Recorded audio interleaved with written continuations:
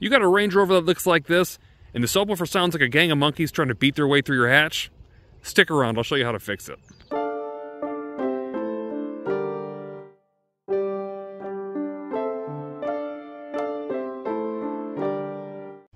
What's going on, everyone? Welcome back to the channel. For those of you who are returning, and for those who haven't been here before, we do all kinds of different stuff, but one of those things is working on Range Rovers like the one that you see right here. This vehicle I've had for quite some time now, probably 6 or 7 years, and it's up to about 107,000 miles. And there's some things on it that I need to fix or address, and they're starting to get on my nerves. But the one that we'll be focusing on today is your subwoofer in the back. If it sounds like the interior panel is just going to fall off because it's rattling so bad, and you've turned your bass all the way down on this thing and it's still rattling, I think I can help you. Okay, to start, let me get it out of the way. Yes, the car is filthy. I've literally been using this thing as a truck. I had a 350 rolling in here back and forth for about a month and a half just to block, which probably wasn't very good for it. And then I had about 1,000 pounds of lace rock sitting back here, so it's time to get this thing cleaned up, but I'm not doing that. That video today is not going to be focusing on that. What I'm focusing on, again, is the speaker. And the speaker issue may not be exactly what you think. Now, you're probably thinking, well, the interior panels of this thing are just rattling loose on the back hatch, and it sounds like crap. I can hear it from the outside, and I just need to do some sound editing. That's probably not the case. It's more likely the speaker itself, and I'll show you how to fix that speaker. Alright guys, so looking at our hatch, the first thing we're going to take apart right now, like I just said, is this top cap right here. All there is 4 clips, and all you have to do, if you can get your fingers in there, it's not that hard. Just get right back here or use a flathead screwdriver. You should be able to pull straight back. Don't pull up, don't pull down, pull straight back from the window. This thing will pop right off like it's nothing. Okay, and there's our top access panel. We got that thing off. It's time to pull the main part off. Okay, and so the next step to get this entire back panel here off is taking out these 2 Phillips screws that you see right here. After those are out, there's essentially clips going all the way around this thing. You're going to pry into the back right here, pop all the clips gently, and once you get those popped loose, you're going to pull this piece right here down over this, and then on the top side, the one over top of it, and this whole thing will come right off. Nothing else is attached. You don't have to worry about ripping wires out. It's all on its own.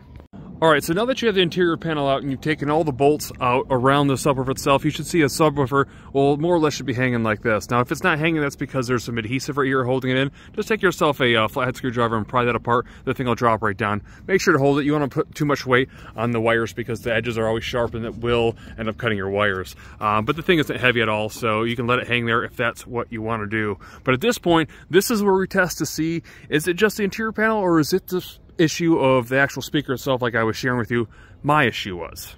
Unfortunately, I can't play any music for you and show you exactly what the sound would be like, but what I want you to do is I want you to leave this thing hanging here. I want you to go back inside. I want you to turn the radio on. I want you to play some music with a little bit of bass right now. And what I want you to do is notice if the rattling noise is still there. If the rattling noise is still there, obviously it's not going to be your interior panel. It's going to be your subwoofer itself. And let me show you exactly what causes the subwoofer itself to do that. Let's go ahead and take this thing down. There are 2 simple clips. Make sure to support. All you're going to do is pinch these 2 pieces like you see right here and pull straight back and go ahead and lay this thing here in the back. Okay, and so here we have our subwoofer. One thing I do want to note is that this is a dual voice coil subwoofer, which means it has 2 separate lines going to it, 2 positives and 2 negatives that are going to this, essentially 2 sides of an amplifier. So it's not a typical sub with just a single voice coil where you have 2 wires connecting to the side. Not really a big deal, but I kind of screwed up. I wanted to show you what the problem was, and I somehow forgot to hit record, whatever.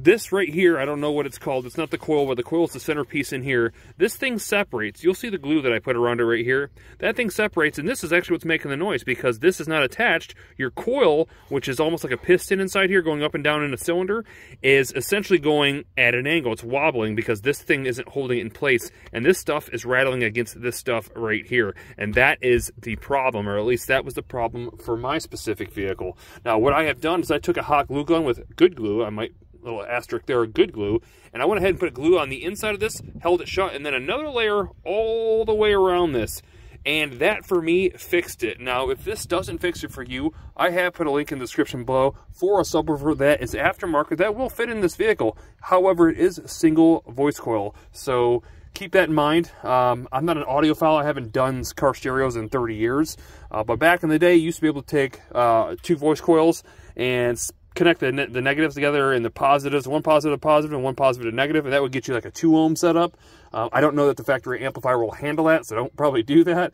All I'm simply saying is that the new one will be a single voice coil if you are buying an aftermarket, because all the dual voice coils are too deep and won't fit. This particular one only has about 2 1/4 inches of depth, where the new one is 2 1/2, but it does fit. So again, if your speaker is blown, is not repairable, go ahead and click the link below. But again, to fix this one like I have done here, I simply took a glue gun with the good glue. So you don't want the hard glue sticks that are like kind of hard to bend and kind of fragile. You want the ones that are somewhat stiff, but they got good bend to them. Not the clear ones, but more or less the yellowy looking ones.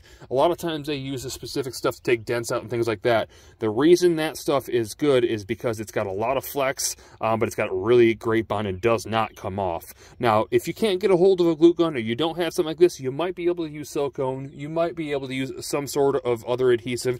Keep in mind, this is a 2010, so the car's 14 years old, and whatever adhesive it was on it lasted 13 to 14 years, so yours might do the same if you fix that again.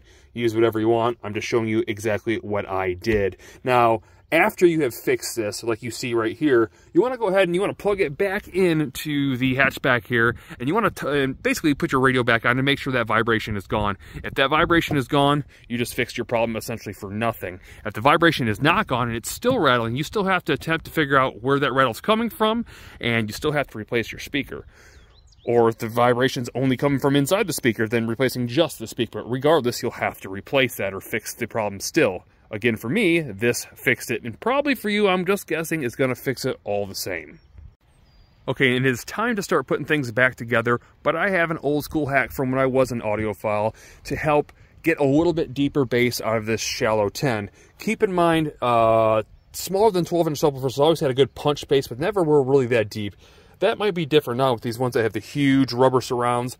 I don't know, but the bass typically didn't have enough movement to get that deep bass. But one trick you used to be able to get out of these things to get deeper bass is use what's called polyfill. So essentially taking a old pillow like you see right there, cutting it up and stuffing the polyfill inside the box to essentially stop the bass from going directly to the back of, let's say in this case, the hatch. It has to go through that polyfill before it bounces back, and therefore giving it the feel of a deeper bass. I'm going to go ahead and do that. The only downside of this is if you have any kind of leaking inside your trunk, you could get moisture and that could become a problem for you. So obviously if you have leaks, don't do this. But if you don't have leaks, again, just a cheap, quick hack that allows you to get a little bit deeper bass. I'm going to go ahead and stuff some of that in here very lightly. You don't want it super dense, just lightly, just enough to get the feel done, and well, we'll move forward. Okay, and so here I have the polyfill stuffed where it has to go. Keep in mind, again, I don't have it real dense. It's in there very, very softly. We don't want it to pack too hard because that kind of defeats the purpose. And yes, I realize I'm stuffing a pillow into the back of a Range Rover, but hey, it's 2010. Deal with it, right? The other part of that too is that you're going to get a little bit of sound deadening from the outside, so it's going to help stop a little bit of the travel of sound coming through here. If you really wanted to go crazy, you could put some sound deadening material on the very back of the metal here, the back gate, you know, ice guard, stuff like that. That's kind of a rubberized coating that stops the vibration on the back. But I don't have too much of a problem with that, so I'm not going to do that now. Moving forward, we're going to put the speaker in right now, but I do want to point something out. When you're putting this thing back in, you're going to learn real quick that there is a set of screws that are closer to each other, like this right here, than the rest of them. And the reason for that is they only go in one way, and there's your smaller set right there. It won't take you long to figure it out if you don't realize it, but just to point that out. I'm going to go ahead and screw this thing back in. I'm going to test it out to make sure we're good to go. Alright guys, so it's cranked up pretty good right now, and there's very, very minimal vibration from the outside. You probably can't hear the song, at least I hope you can. I can't tell you how much better it sounds inside, and I know that's not saying much, but even if I played the music inside, you wouldn't be able to actually tell until you get in your own vehicle. But wow, such a difference, such a better sound and overall experience with the actual beat that's coming out of this trunk. So we're getting ready to put the interior panel back in right now, and one thing I want to point out is that your clips more than likely are going to be stuck in this and not stuck in the rear panel. Those particular clips look like you see right here. They're very easy to get out. Just be careful, don't pry on them too hard. Flat screwdriver or actually a clip tool will get these out fairly easy. And then you're going to want to go ahead and place them back where they belong, like so. And one other thing I wanted to point out, and I actually did this when I first got the car because of the rattle. I didn't really realize what the problem was. It wasn't really that bad, but I had a little bit of rattle. And the problem for me at the time, or what I thought was where it connected all this plastic. It was all loose. Where they had melted the plastic from this piece to this piece, it all rattled. So I went ahead and melted it tighter together and then put basically hot glue, just like I just did on the speaker, oddly enough, all the way around this thing to help stop the rattles. I did break it apart a little bit when I pulled it apart. Not a big deal, but that did help it a little bit. That, I think, helped the actual interior panel rattle. But the real problem, again, was the speaker. So anyways, I'm going to go ahead and throw this on right now so we can get this thing completed. All right, I got you guys. Don't worry, I got a little trick on how to get this thing in here. I know you're probably cussing right now. I can't get it in, it won't fit, I can't fit this over that and whatever else. Go ahead and pop the rear hatch like you see right here. Leave obviously the trunk part down, pop just the glass, take yourself a screwdriver and let the vehicle think that this thing is closed. Then, go ahead and pop your trunk, and now you have access to get that piece right there over this right here and clip everything else in. Okay, and so in steps, the very first thing you want to do is slide this piece over right here. Everything else is going to be hanging off, but you're going to slide this piece over. Then, lift the tailgate up the most you can without this thing closing just yet.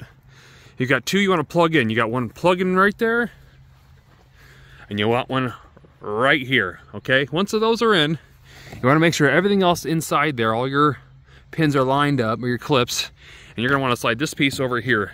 Now you're ready to essentially pop this thing on. You want to be careful, so you don't want to push it if it doesn't want to go. So do your best to try to line the holes up. Usually you can see when they're going in, if you can see that. Okay, and so continuing on, easily push this thing up until it clips. Don't force it. You'll hear it pop just like so, and just work your way all the way around it. Now that that's all clipped in, let's go ahead and throw our last two screws right here and our top cap right here, and that should be it. All right, this part's pretty easy here, guys. You're pretty much just lining it up, and you'll feel it clip in right where it's gotta go. As simple as that. All right, guys, so that is a wrap on today's video. I hope this helped at least one person get that disgusting rattle out of their trunk, and if so, it made this video entirely worth it.